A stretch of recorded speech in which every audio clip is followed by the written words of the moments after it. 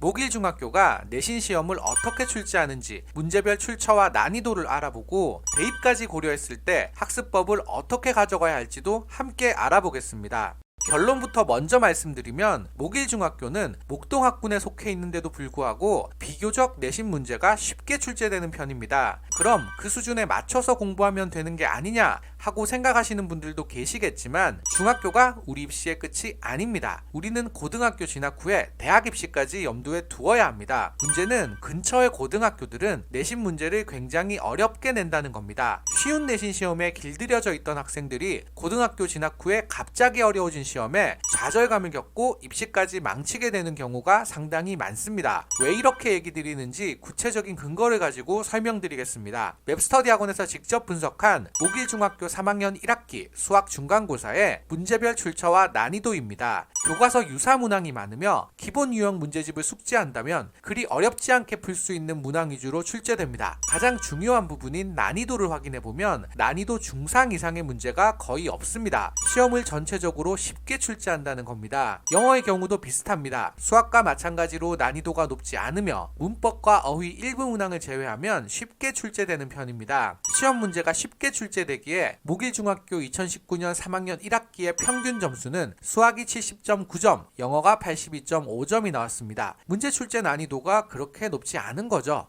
이에 비해 근처의 고등학교들은 문제가 어렵게 출제됩니다. 근처 고등학교들의 1학년 1학기 수학 평균 점수입니다. 평균 점수가 50점 내외로 목일중의 평균 점수와 20점 이상의 차이가 납니다. 문제가 그만큼 어렵게 출제된다는 거죠. 거리가 가까운 신목고의 출제 경향을 더 자세히 살펴보겠습니다. 신목고 1학년 1학기 수학 기말고사의 문제별 출처와 난이도입니다. 난이도를 보면 목일중학교에서는 보기 힘들었던 난이도 중상 이상의 배점이 높은 문항이 많습니다. 교과서에서 유사하게 출제되는 문항도 거의 없습니다. 당연히 평균 점수는 낮게 나오겠죠. 수학 평균 점수가 50점이 안 나올 정도로 어려운 난이도로 출제되기 때문에 평균이 70점대 초중반으로 형성되던 쉬운 난이도의 시험에 익숙했던 목일중학교 출신 학생들은 어려움을 겪을 수 있습니다. 이런 급격한 난이도의 차이 때문에 목일중 학생들이 고등학교 진학 후에 1학년 1학기 중간고사 성적을 확인하고 멘붕에 빠지는 경우가 많습니다. 당연히 입시 준비도 어려워지겠죠.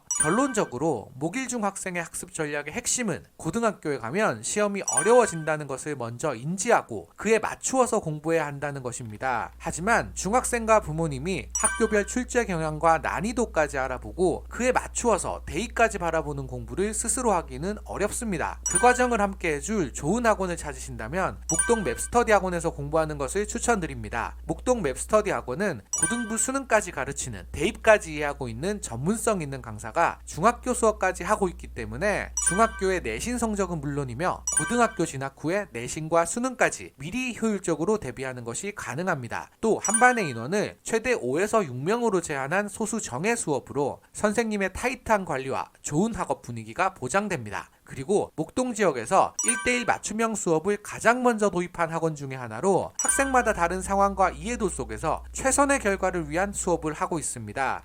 목일중학교 학생들을 위한 1회 무료 체험 수업도 진행하고 있으니 부담 없이 문의 주시고 다른 학원과 비교해 보시기 바랍니다. 검색창에서 맵스터디 학원을 검색해 보세요.